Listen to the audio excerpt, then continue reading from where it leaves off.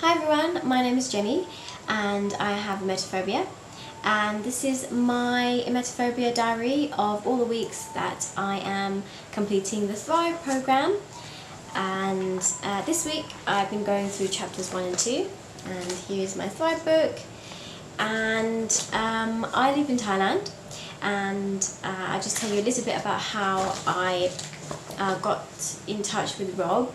I just sent him an email and he sent me the most quickest response ever. He was super nice, just really touched my heart, just how kind he is and how caring he is. And I said that I wanted to work with a consultant, so I've been in touch with my consultant Lucy, and we're working through the program together. So I thought I'd just share a little bit about what I've been doing for the first week and my thoughts on it. Now, before starting this program, obviously I was a little bit pessimistic about it. I didn't really think that this just one book was going to work, it was going to help, but I was trying to be as optimistic as I could be, and Lucy really helped a lot with reinforcing that for me. The first chapter is belief systems, and working through belief systems is just basically a very easy to read chapter, a very funny chapter, because actually all of the book is really funny, because Rob just writes it just very direct and easy to understand, and it's really enjoyable to read. So the first chapter about belief systems is just about how we believe a certain thing, how we've grown up, and the belief systems that we have are things that we've kind of reinforced upon ourselves. So for example, some of the belief systems that I have, the limiting beliefs I should say, and the belief system that I've built for myself is things like, I'm not going to succeed in beating this, I'll never be able to go back to the UK on a plane, I won't be able to have friends socially because I'm socially awkward. So those are the limiting beliefs. Any limiting belief is something that doesn't help you think that you can achieve the things that you want to achieve.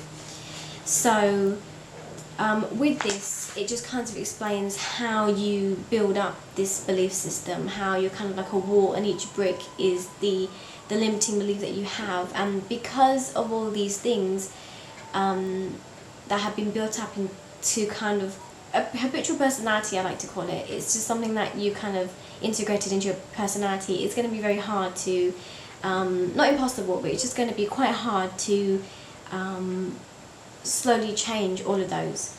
So that's what we just read, and of course Rob said that it is going to be easy to change it. It's just that because we've been doing it for so long, it will take lots of effort, which I'm prepared to do. So I think another thing that's really important about this chapter is the locus of control quiz. So here's the quiz. It's 30 questions, and you can see mine is just like full of writing and highlighting. So it's out of 30, and it just tells you whether or not you have an external locus or an internal locus. External is more like you feel you're powerless and not very in control, but internal means that you feel like you know what you're doing and you are in control of everything.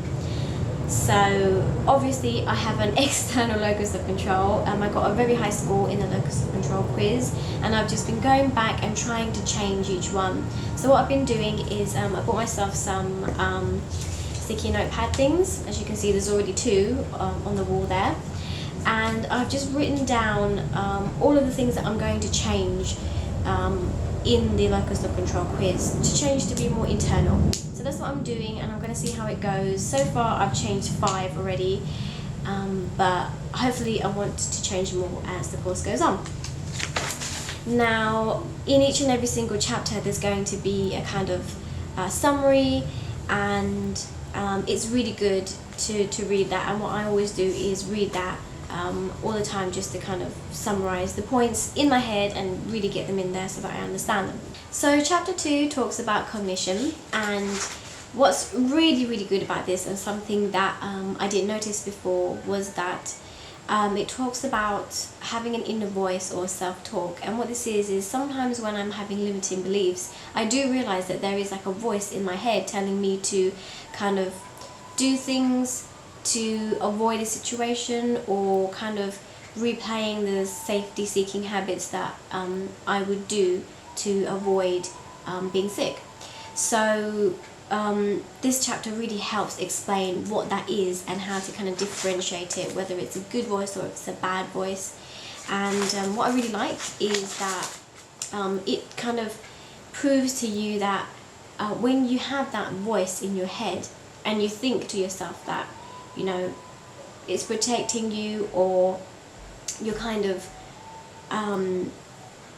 doing the things that you think you are doing because your inner voice is telling you to do that to protect you, it's kind of not the best way to go around it. And this chapter proves that, you know, what you really think, how you really imagine yourself doing something really affects everything. It affects everything that you do to try to help yourself overcome emetophobia. So this is a really good chapter. I'm recognizing my inner voice more, and another really good thing is that it explains to you how you should go about changing this inner voice to be something more positive. And now in the second chapter, it's starting to have the summary at the end of the chapter, but there'll also be an action for you to do, which is like a kind of like an activity that you have to do every day to try to enforce the good things, the positive things, to help you cure your emetophobia.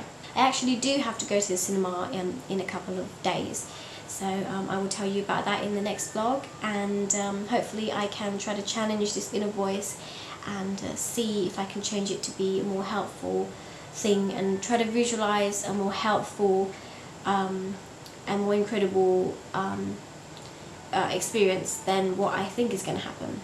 So that's been the first 2 chapters, and I'm really looking forward to next week, where I can do the next 3 chapters, and I'll come tell you about it. At the moment, my thoughts are still kind of wary. I don't really know how to get rid of a lot of these things, but I'm being positive, and I'm going to try it out and see what happens. Okay, talk to you soon. Bye.